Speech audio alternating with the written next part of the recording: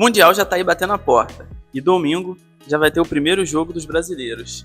Palmeiras e Porto, domingo, 7 horas da noite. E aí, como que você acha que o Palmeiras vai sair nesse primeiro jogo? Cara, eu penso que o Palmeiras tem uma boa chance de um empate. Ganhar, eu acho que não. Porque o Porto é um time bem competente, tá ligado? Mas o Palmeiras é um time bem competente também, né? Foi campeão da Libertadores nos últimos anos 2 vezes. E tem grandes chances de conseguir um empate heróico. Mas, cara, digamos que no Palmeiras eu acho que dá pra imaginar uma vitóriazinha.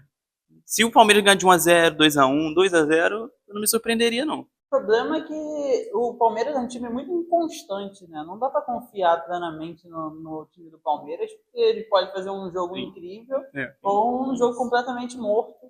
Se você for ver, por exemplo, o Paulinho chegou no Palmeiras e não conseguiu a constância dele do Atlético Mineiro até hoje. Então, você já quer palpitar agora, igual eu já fiz, ou deixar pra fazer os grupos depois? Eu acho que vai dar empate. Empate. 0-0? Chato? 1-1, 2-2? Acho que vai ser um 1-1, mas o gol do Palmeiras vai vir no finalzinho, porque Com emoção, então. eu acho que o Porto vai ser um time que vai perder um pouco o gás no final e o Palmeiras vai colocar uma pressão. Vai ter emoção. Vamos lá, próximo jogo. O segundo jogo é Botafogo e Seattle Sounders, né?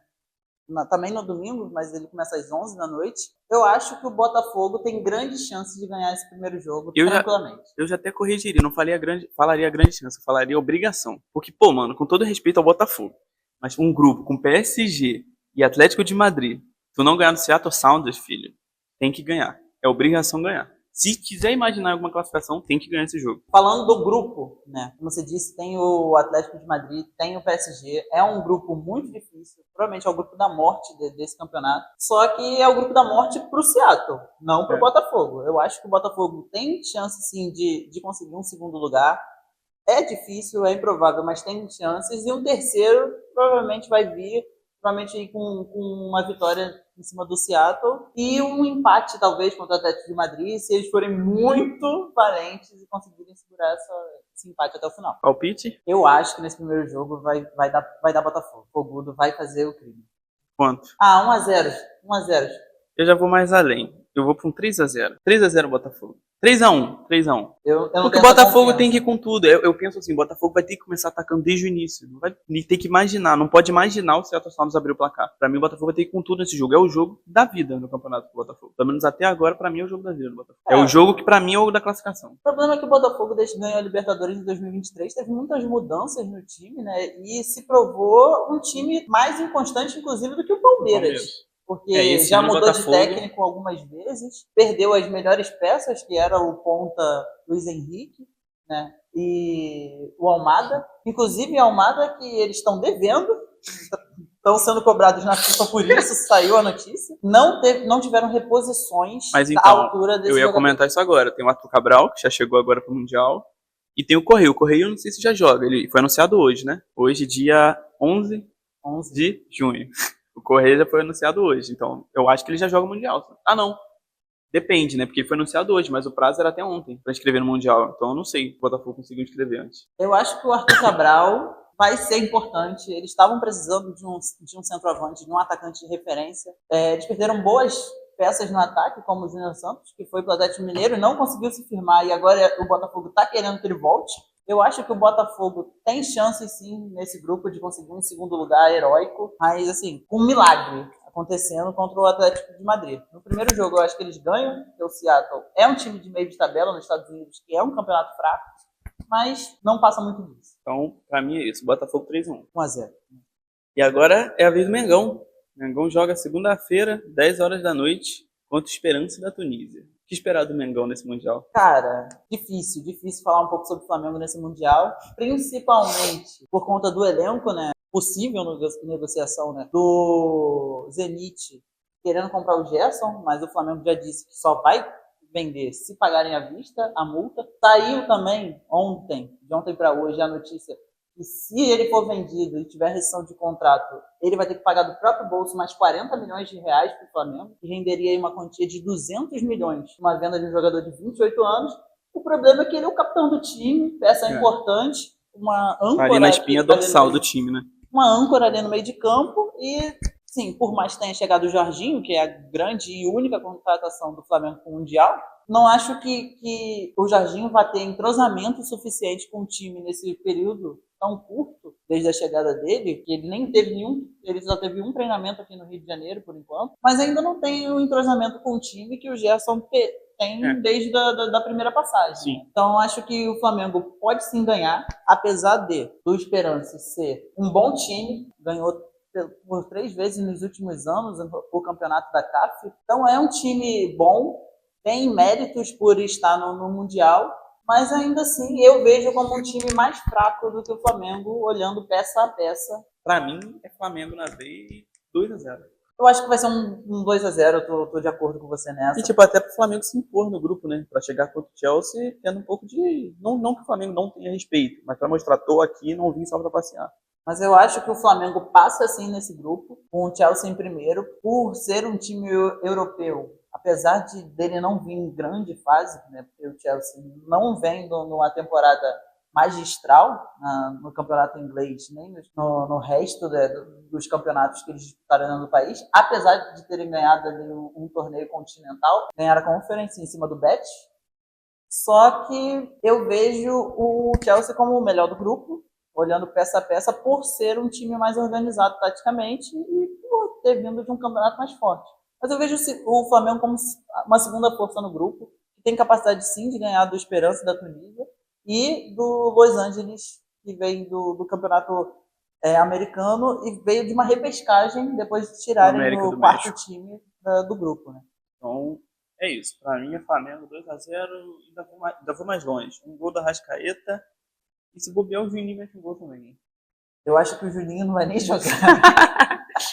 Eu chuto que o artilheiro do time, né, nessa competição vai ser o Pedro, provavelmente. Ele tá vindo agora de uma sequência voltando de lesão e tá demonstrando plena capacidade física, e se o Felipe Luiz conseguir ajeitar o time para o jogo fluir em direção ao nosso centroavante, eu acho que ele vai ser matador nesse campeonato. Então agora vamos passar para o jogo que eu acho que é o mais difícil entre os brasileiros, que é Fluminense e Borussia Dortmund. Então eu acho que o Fluminense vai, por um time que tem sofrido para ganhar no brasileiro contra times assim que subiram da Série B, então eu acho que você enfrentando o gigante alemão, que nem o Borussia, você vai sofrer bastante. Eu diria que o Fluminense tem que pensar nesse jogo, não é jogar como um time covarde, mas para mim um empate nesse jogo é lucro. Você pode querer a vitória? Claro. Agora, você empatar, conseguir um 0-0, conseguir um 1-1 e achar que é derrota, não tem como. Até porque o futebol dos caras é outro nível. O futebol brasileiro, além de ter muito mais jogos, ter muito mais cansaço físico nos jogadores, o nível técnico é bem menor. Então, tipo assim, conseguir o empate, pra mim é vitória. Eu acho que o Fluminense é um time que vem evoluindo nas mãos do Renato Gaúcho, depois do deserto de jogadas que era o final da passagem do Fernando Diniz. O dinizismo deu sinais claros de cansaço, por isso que ele foi demitido. Mas eu acho que o Fluminense é um time até competente para as peças que ele reuniu. Perdeu um pouco de gás desde a conquista da Libertadores, que classificou ele para o Mundial. Trocou de técnico, enfim. Eu acho que pode sim arrancar um empate se demonstrar coragem nesse primeiro jogo. Então vamos para os palpites. Um resultado que eu não vou dizer necessariamente um resultado que eu acho que vai acontecer, mas que eu acho que o Fluminense ficaria de bom tamanho. 1-1. Até um 0-0.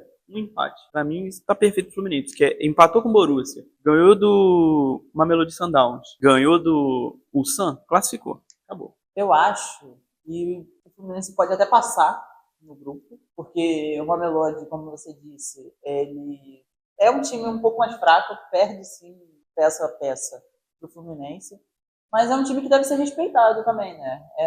Já foi campeão algumas vezes, né, no torneio do país, campeão africano, né?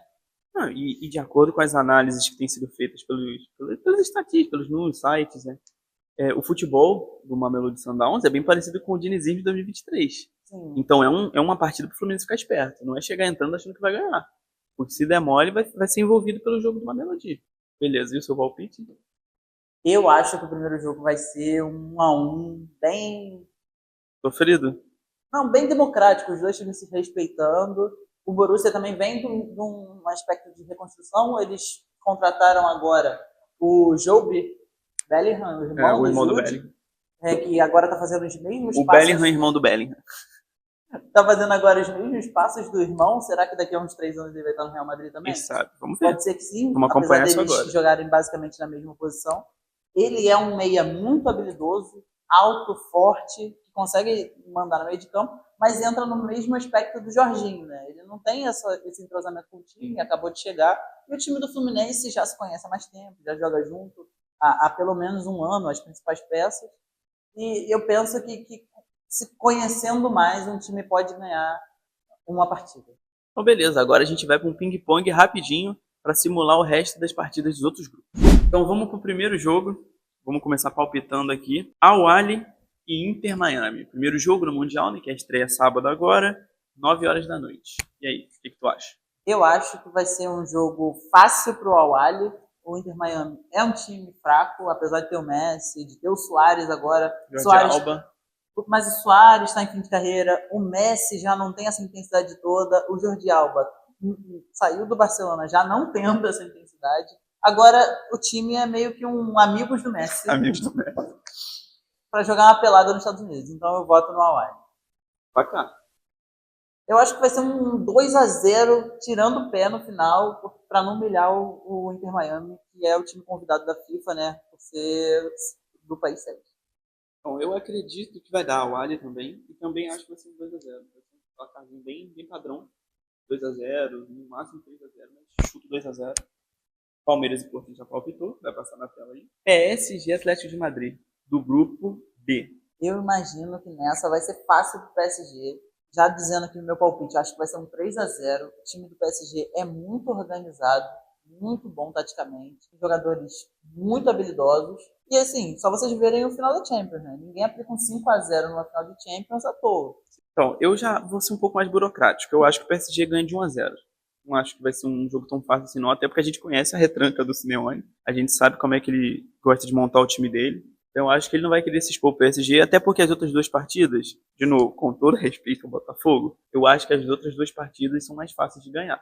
Eu acho que quanto o PSG ele vai querer só um empatezinho, somar um pontinho e tentar as outras duas vitórias com o Botafogo e Seattle Sounders. Botafogo e Seattle Sounders, a gente também já palpitou, também vai aparecer na tela. E Bayern e Auckland City. Jogo fácil pro Bayern. Isso aí não tem nem discussão. O Bayern vai atropelar o Auckland. Essa... É um time ruim, com todo respeito. É um time de qualidade técnica inferior, né? Por vir de um campeonato de menos habilidade. É o único time da Oceania, né? E eu concordo com tudo, não tem como discordar. Eu acho que o Bayern vai passar o carro. 3, 4, 5 para cima. É até difícil falar um placar certo, mas vou botar um 3-0, mas eu acho que é difícil até de acertar. Eu vou falar um 3-0 também, porque é um bom placar, um placar que impõe autoridade, mas imagino que possa ser uma goleada facilmente. E a outra partida do grupo C, que é Boca Juniors e Benfica. Eu acho que vai dar empate. Se não for empate, vai ser um resultado, sim, de um time que fez um gol e não atacou mais, o outro time tentou revidar, não conseguiu. Então eu chuto 1-1. Eu imagino que vai ser 1-1. Talvez um 0-0, mas fico com 1-1. Eu acho que o Benfica vai fazer um 2-1 com um golzinho no final, depois de um deslize da defesa do Boca. Vai ficar por isso mesmo e ninguém vai se afetar muito por isso, porque ninguém tem muita expectativa entre esses dois times de chegar realmente à final desse Mundial. Então chegamos agora ao grupo D, que é o grupo do Flamengo. O Flamengo a gente já palpitou, também vai aparecer, né, mais uma vez aí na sua tela. E Chelsea e Los Angeles Futebol Clube. Eu acho que vai dar Chelsea, sim, mas que o Los Angeles vai brigar, então vai ser um 2-1. Eu diria um 2-0 pro Chelsea. Não menosprezando o Los Angeles, mas eu acredito que se o Chelsea não ganhar qualquer resultado que não for vitória do Chelsea, para mim é zebra. Não é vexame, mas é uma zebra. E aí, partindo pro grupo E. River e Urawa Reds, do Japão. Eu penso que pode ser um empate, pode ter um golzinho milagroso no final, mas eu, para puxar a sardinha para Sul-Americana, apesar de ser argentino, eu vou votar no River. Então, eu acho, inclusive você não falou placar, mas deixa eu já completar meu raciocínio, que o River vence, mas vai sofrer um pouco com os japoneses. Que até a seleção japonesa, se a gente for ver, cresceu bastante nos últimos anos, na última Copa deu calor para os times europeus. Então eu acho que dá 1-0 River. Eu concordo. Acho que 1-0 fica de bom tamanho. A outra partida desse grupo é o Monterrey, né, do México, e a Inter de Milão, que vem da derrota pro PSG. Não só da derrota pro PSG, como foi vice em todos os títulos que eles disputaram esse ano, né? Eles ganharam a tríplice coroa de vice-campeonato. Eu acho que a Inter, apesar de vir abalada ainda com essa questão da temporada, o 5-0, os outros vices nas outras partidas, nos outros campeonatos, né? Eu acho que a Inter ainda vem forte, vai querer mostrar serviço nesse Mundial, apesar de eu achar que dos europeus tá lá embaixo junto com o Benfica, junto com, sei lá, talvez o Borussia, não sei. Não tá naqueles escalões de topo para vencer igual o Real Madrid, Bayern e PSG. Eu acho que a Inter de Milão vai se classificar com certa facilidade nesse grupo. Então, uns 2-0. Acho que uns 2-0 Inter de Milão. 2-0 fica bom, mas eu não vou ficar tão surpreso. Talvez um 2-1. Se eles penarem para vencer, eu não vou ficar surpreso. No grupo F, a gente palpitou do Fluminense e do Borussia. Mas aí tem outro jogo, que é o Ulsan, da Coreia, e o Mamelodi Sundowns. Pensando até nesse dinizismo da África, eu acho que o Mamelodi pode fazer assim um 2-0, 2-1, 2-0zinho. Pode ser, mas eu voto no empate de 2-2. Então agora, indo para os dois últimos grupos. O grupo G, também é um grupo com 2 europeus, tem o City e a Juventus, só que nessa primeira rodada eles ainda não se enfrentam. Vai ser o City e o Wydad Casablanca. O City vai atropelar o Wydad nesse caso. Eu acho que uns 3-0 no mínimo vai acontecer. Então eu vou ser bem direto. Como eu disse, é o City. Então para mim é 3-0 também. 3-0 City. E o outro jogo é a Juventus, na verdade o Al Ain, né, que é o mandante, contra a Juventus. Cara, a Juve tá vindo de uns anos meio conturbados, né? Não sei muito bem se eles têm essa competência toda. Provavelmente vão passar nesse grupo, porque não é um grupo tão forte os outros dois times, além dos europeus. Mas eu acho que não vai ser tão protocolar quanto... Não vai ser tão forte quanto o City nesse grupo. Então acho que 1-0, no máximo um 2-0 nesse jogo. Então acho que 1-0. 1-0 protocolar ali, venceu 3 pontos. E aí o último grupo, que é o grupo H, o grupo do Real Madrid. Para mim é o grande favorito junto com o PSG. Mas então o Real Madrid já vai pegar uma pedreira, que é o Al Hilal. Apesar do Real Madrid ter ganhado do Al Hilal na final daquele Mundial, o Al Hilal deu calor. Foi um 4-2 bem disputado. Para mim o Real Madrid ganha, mas vai ser bem em cima, um 2-1. Acho que um 2-1, talvez o Vinícius chame a responsabilidade para ele, né? Com as jogadas dele de velocidade, de drible. Mas acho que o fator determinante vai ser a vontade que os jogadores vão entrar em campo, né, nesse Mundial. Porque, apesar de tudo, é o período que eles teriam férias, né? E agora criaram uma competição nova. Então pode ser que eles sejam meio desmotivados, estão mais desgastados por causa da temporada europeia, que foi longa. Eles disputaram quase todos os títulos, né, até certa parte dos campeonatos. Então acho que vai ser um 3-2, talvez, um 3-1. E eles vão demonstrar poder, mas não vão passar tanta confiança assim quanto outros times. Para poder fechar o vídeo, agora a gente vai para o último jogo, que é o Pachuca e o RB Salzburg. E os times mexicanos, é aquilo, a gente tem que lembrar que essa hegemonia recente dos times brasileiros vencendo a Libertadores só começou quando os times mexicanos saíram da Libertadores. Então não dá para menosprezar também os times mexicanos. Então, acho, ainda mais que eles estão com o Urso lá também, né? O John Kennedy está lá. Então, tem um brasileiro ali no meio. Se eu não me engano, acho que em cada partida ali, pelo menos um brasileiro está envolvido nesse Mundial. É uma ampla participação de brasileiros, como eu disse, tem aí um brasileiro aí no time do Pachuca, mas eu acho que vai ser um empate meio moroso, vai ser um jogo meio chato até de assistir, vai ser um 1-1, porque nenhum dos times é muito competente para fazer muito mais do que isso. Então eu vou passar no Pachuca, para mim 1-0 Pachuca. Todo John Kennedy. Então é isso, esse foi o nosso vídeo. Primeiro vídeo aqui do canal Lanterna. Você que gostou, dá o seu like, compartilha, para ver se a gente consegue fazer esse canal crescer. E é isso, semana que vem a gente vai postar aqui nossa análise da rodada, quais jogos a gente acertou, quem acertou mais, E é isso. Muito obrigado por quem assistiu. Até a próxima no canal Lanterna.